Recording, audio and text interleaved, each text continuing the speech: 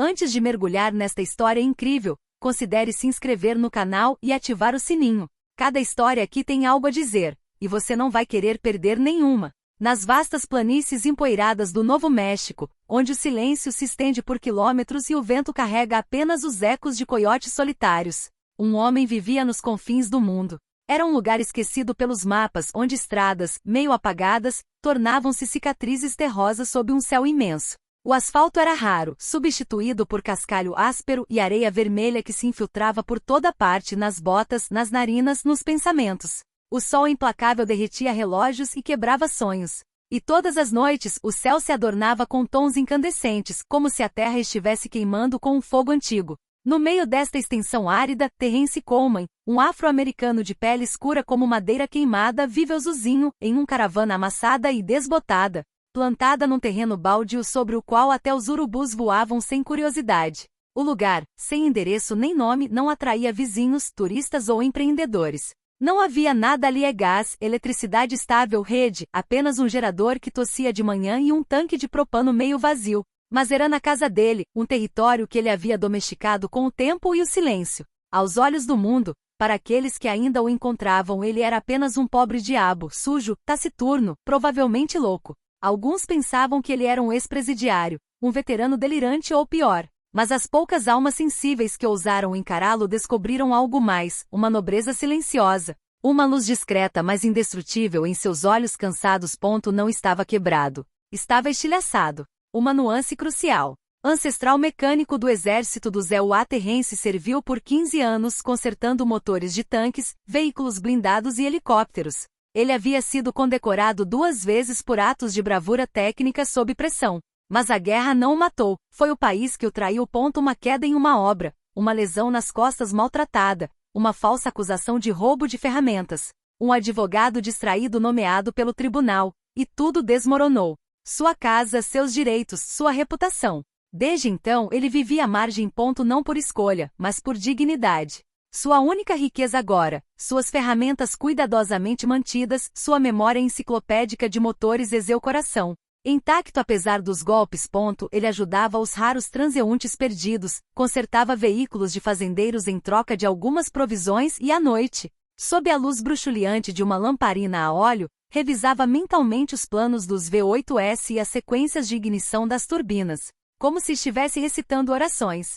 Naquele dia, em julho, o sol batia com uma crueldade particular. O ar ondulava acima do solo, e até os lagartos permaneciam na sombra. Terrence tinha acabado de lubrificar uma velha caixa de câmbio quando, ao longe, um rastro de poeira surgiu. Um carro estava se aproximando rápido, rápido demais para a estrada. Ele olhou para cima e apertou os olhos. Um Cadillac Escalade branco, brilhando apesar da poeira, parou abruptamente a cerca de 100 metros de sua caravana. Vapor escapava do capô. O motor tinha acabado de dar a partida. A porta se abriu. Uma mulher desceu. Alta, magra, bem arrumada apesar do calor, com um terno creme e salto alto. Ela usava óculos escuros grandes e segurava um smartphone na mão trêmula. Ela se virou, visivelmente em pânico ao se encontrar neste deserto sem sinal, no meio do nada. Puta merda! Sem sinal aqui? Ótimo! Simplesmente ótimo, ela resmungou, batendo na tela freneticamente. Terrence observou por um instante. Poderia ter mantido distância. Afinal, sabia o que sua aparência inspirava: desconfiança, medo, preconceito. Mas também sabia como era ficar preso sob aquele sol com o motor parado. Então ele deu um passo à frente. Com o peito nu sob o macacão velho e desbotado, com os braços cobertos de gordura, ele mantinha uma postura ereta e imponente, quase calma. A senhora tem algum problema? Perguntou ele com uma voz profunda e calma, como se estivesse falando com a própria locomotiva. A mulher deu um pulo e o encarou. Seus dedos apertaram a bolsa. Ela hesitou. Então, seu olhar passou da caravana para o homem e em seguida para o veículo. O motor superaqueceu. Começou a soltar fumaça. E eu tenho que estar em Santa Fé em menos de 1 hora para uma reunião importante. Você é mecânico? Terrence apenas assentiu. Eu estava. Agora ajudo quando posso. Abro o capô. Em menos de 5 minutos, Terrence localizou a origem da falha. Ajoelhou-se lentamente sob o capô com o olhar focado. As mãos calejadas deslizando com precisão quase cirúrgica entre as partes metálicas quentes. Um tubo de resfriamento rachado. Uma perda total de fluido e uma purga mal feita por uma oficina que claramente não se preocupou em fazer as coisas direito. Ele balançou a cabeça. Eles lhe cobraram caro, imagino, por um trabalho tão mal feito, disse ele sem olhar para cima. Helena, ainda parada a alguma distância, cruzou os braços confusa. Poucas pessoas falavam com ela naquele tom. Ela estava Helena Whitmore, herdeira do Império Whitmore Industries, uma empresa de energia multibilionária com operações em 3 continentes. Em público, ela era conhecida por seus discursos de salto alto, sua frieza estratégica e sua capacidade de manipular conselhos de administração inteiros. Mas ali, neste deserto esquecido por todos, diante deste homem que a sociedade teria alegremente apagado de seus mapas, ela era apenas uma mulher quebrada e vulnerável, e estranhamente tocado pela maestria silenciosa deste mecânico que surgiu do nada. Terence se levantou com os dedos enegrecidos de graxa. Pegou um velho frasco de metal, despejou água de um recipiente filtrado feito em casa e começou a alimentar lentamente o radiador. Não tinha luvas, nem tablet de diagnóstico, nem plataforma de elevação. Apenas experiência, ouvindo vibrações, toque e instinto. Você parece saber o que está fazendo, Terence, ela disse finalmente, em um tom mais baixo e menos defensivo. Ele deu de ombros, sem se gabar. Um motor é um motor. Não importa se é um Cadillac ou um cortador de grama. Você só precisa saber quando ouvir, e quando deixar esfriar. Como as pessoas na verdade. As palavras dele a surpreenderam. Ela não respondeu imediatamente. Simplesmente o observou trabalhar, seus movimentos fluidos, quase meditativos. Pela primeira vez em meses, talvez anos, ela se sentiu algo estranhamente reconfortante, sem julgamentos, sem segundas intenções. Apenas um homem fazendo o que sabia fazer bem, sem esperar nada. Quando o motor foi reiniciado com um ronco constante e saudável, Helena ficou sem palavras. O painel acendeu, a temperatura se estabilizou e o carro vibrou suavemente, como se estivesse acordando de um merecido cochilo. Ela olhou para Terence, incrédula. É incrível. Não tenho palavras. Ele limpou as mãos em um pano velho e furado, mantendo a calma. Nada de mágico. Só uma máquina que precisava ser ouvida um pouquinho. Ela enfiou a mão na bolsa de couro e tirou a carteira. Me diz quanto eu te devo. Sério, o que você acabou de fazer me custaria centenas em outro lugar. Ele levantou a mão, interrompendo-a gentilmente. Só uma garrafa de água gelada e um sorriso sincero. Só isso. Ela fez uma pausa. Um sorriso sincero? Ela não tinha certeza se dava 1 a semanas. Talvez até meses. No entanto, naquele momento, em meio à areia, à poeira e aos grilos adormecidos, ela sorri, não o sorriso publicitário de conferências, nem o de jantares de gala. Um sorriso autêntico, quase frágil, quase constrangido. Pessoas como você são raras, ela murmurou. É especialmente raro que as pessoas façam essa pergunta, ele respondeu com um meio sorriso. Um silêncio. Algo invisível passou entre eles. Nem sedução nem piedade, mas uma forma de respeito bruto, aquele que não pode ser comprado e não pode ser medido. Ela voltou para o veículo. Ao fechar a porta, olhou para ele uma última vez. Obrigado, Terence. De verdade. Se precisar de alguma coisa. Já tenho tudo o que preciso, senhora Whitmore. Mas obrigada. Então ela engatou a marcha para a frente. O veículo acelerou em uma nuvem de poeira que se dissipou lentamente no ar seco. E Terence, de braços cruzados, olhava para a estrada vazia. Ele ainda não sabia disso. O que ele tinha acabado de consertar não era apenas um motor, mas uma visão do mundo, no coração de uma mulher poderosa. 3 dias depois, o céu do Novo México era de um azul brilhante, sem uma única nuvem à vista, como se tivesse sido levado pelo vento. Terence agachou-se ao lado de uma quadriciclo antigo meio enterrado na areia, abandonado por um turista anos antes. Ele apertava os últimos parafusos de um motor que havia religado usando apenas a memória e algumas moedas improvisadas que havia catado aqui e ali.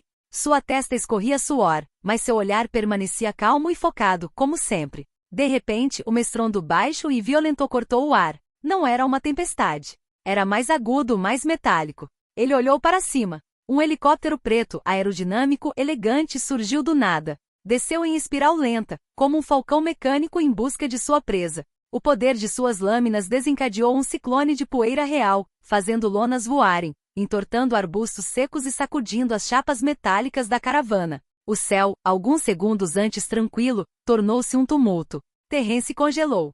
Piscou. Nunca tinha visto um helicóptero pousar ali, nem mesmo a 100 quilômetros de distância. Aqui, ninguém roubou. Ninguém parou.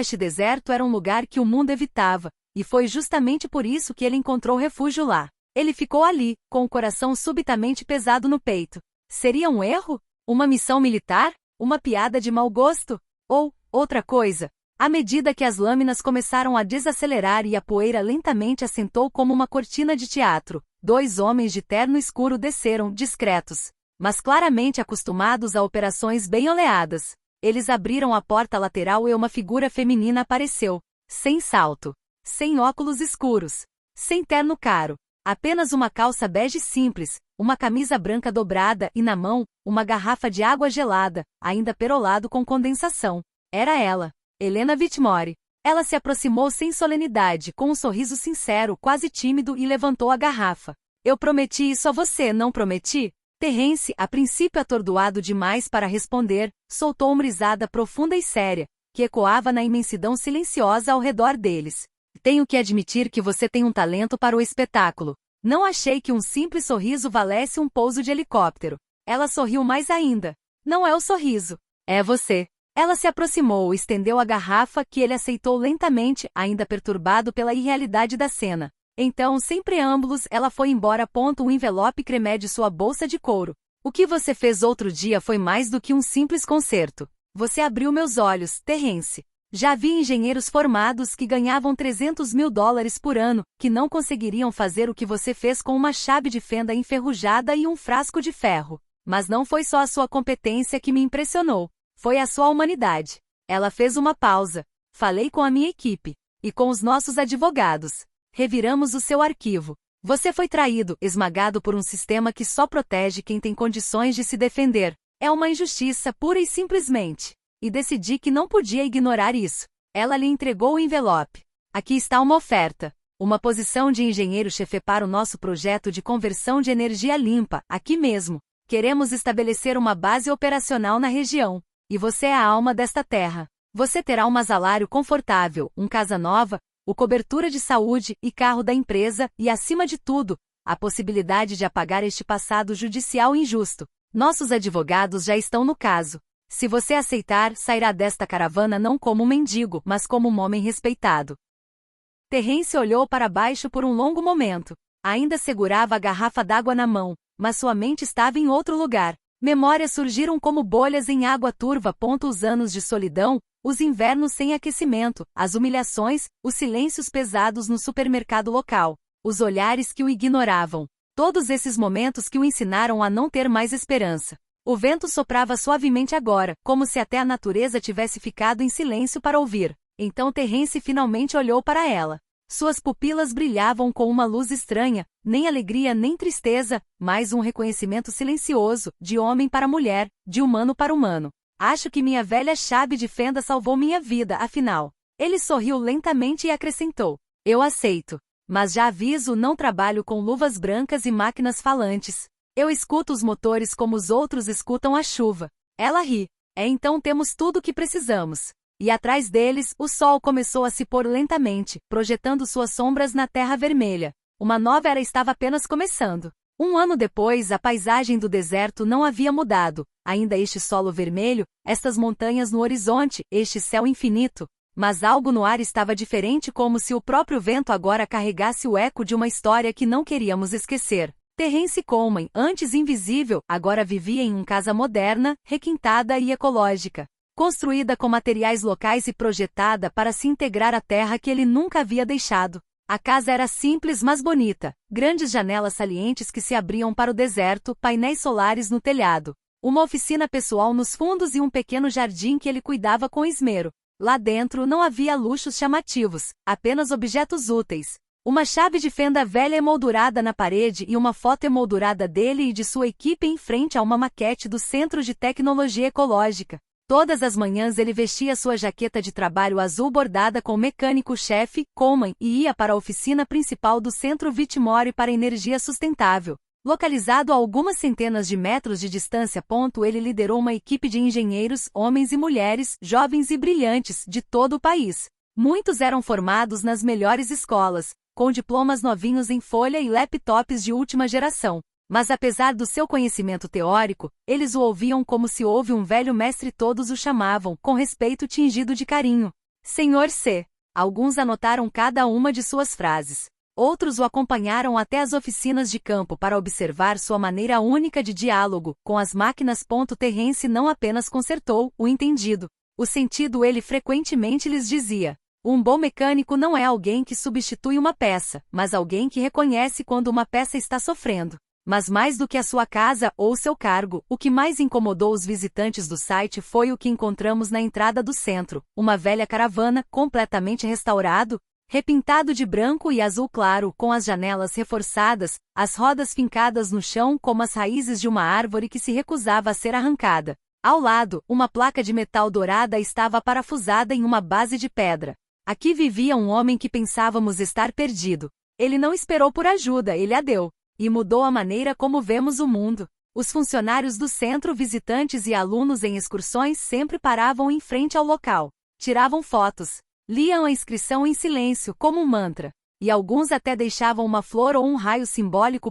Como uma homenagem. Terence, ele não havia mudado sua alma. Cada sexta-feira ele guardou o uniforme, saiu do centro e abriu as portas da Estação do Respeito. Uma pequena oficina de madeira que ele construiu com as próprias mãos, bem ao lado do antigo poço seco. Lá ele reparado gratuitamente bicicletas infantis, geradores de agricultores isolados, bombas d'água de pequenas famílias esquecidas pela infraestrutura. Os moradores locais sabiam que podiam vir sem vergonha.